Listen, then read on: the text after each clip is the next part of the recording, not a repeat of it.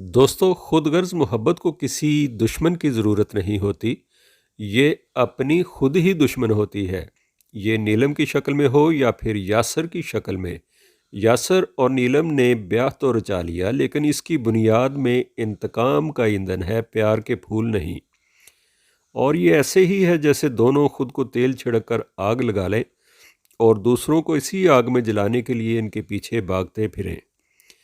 अगले एपिसोड में मारुख अपने खुलूस का पानी डालती नजर आएगी, तुम दोनों एक साथ कर तो क्या रहे नीलम और यासर का नौ ब्याहता जोड़ा अपना हनीमून यूं मनाएगा कि ये दोनों नादान अपने अपने इंतकाम की आग लगाए फिर रहे होंगे। मैंने और नीलम ने शादी कर ली। नीलम और यासर तो दोनों सांप हैं। सांप को सांप डसे तो जहर किसको चढ़े और तरियाक कौन बने। मारुख या सरमद का क्या बिगड़ना है। नीलम का जहर यासर की फैमिली को भी डस लेगा, लेकिन आबाद खुद भी नहीं होगी। नीलम को मैं इस घर में रहने नहीं दूंगी।